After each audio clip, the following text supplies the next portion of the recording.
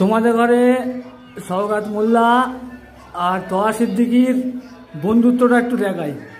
দাদা আব্বাস সিদ্দিকীর সঙ্গে বাক যুদ্ধ চলছে ক্যানিং পূর্বের বিধায়ক শওকতের। তৃণমূল বিধায়ককে নিশানা করলেন তোহা সিদ্দিকীও। সোমবার শওকতকে পুঁতে ফেলার হুঁশিয়ারি দিলেন ফুরফুরা শরীফের এই পীরজাদা।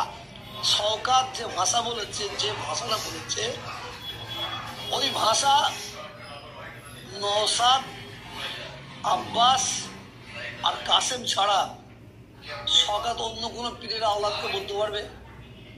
শওকতের এই তিনজন ছাড়া অন্য কোনো পীরের আওলাদকে বলে না। আমাদেরও কিছু করতে হবে, কোটি কোটি আমাদের ভক্ত আছে, শওকতকে না জ্যান্ত কবর দিয়ে দেবে। যে ভাষা বলছেন বন্ধ করুন, আমরাও বলতে পারি, হয় বন্ধ করবেন, না হলে এর পরে খাতা খুলে দেবো। আপনার খাতা আমার পকেটে আছে,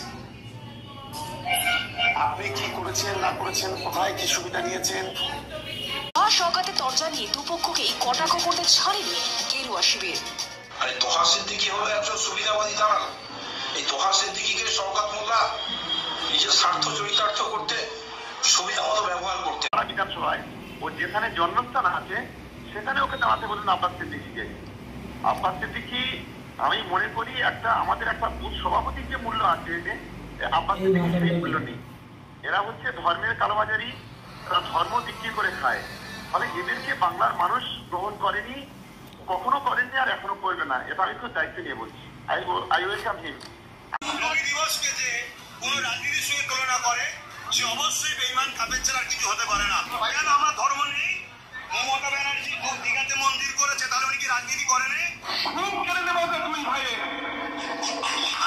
রাতের গ্রুপ করে দেবো, আমাদের হারাবার মুখে স্বৈরাচারী জালিম যারা, তারা আমাকে ভয় করে, আমাকে রোকার চেষ্টা করে। জুলুম যেখানে বেশি হবে, সেই জুলুমকে খতম করার জন্য নাবার প্রয়োজন হলে অবশ্যই আমি নামতে রাজি আছি। ওর যদি হিম্মত থাকে, ও যদি সত্যিকারে বাপের বেটা হয়, ও একবার ইলেকশনে কন্টেস্ট করে দেবে। আসলে সওগাত মোল্লাকে মমতা ব্যানার্জি মুখ্যমন্ত্রী একটা ক্রিমিনাল বলেছে, নটরাস ক্রিমিনাল, যে তোরা তো ওখানে বোম বাজিস, তাদের আবার বড় বড় কথা।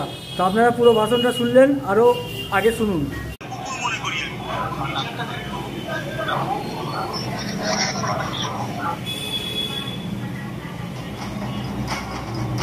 দেখুন, এই কথার লড়াই দিয়ে হাততালি পুরনো যেতে পারে বা কর্মী সমর্থকদের চাঙ্গা করাও যেতে পারে, কিন্তু আসল লড়াইটা তো ভোটের বাক্সে।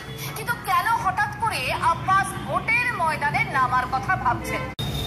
আব্বাস সিদ্দিকী ও নওশাদ সিদ্দিকী ভাইজানের পায়ের ধুলোরও উপযুক্ত নয় সওগাত মোল্লা, কিন্তু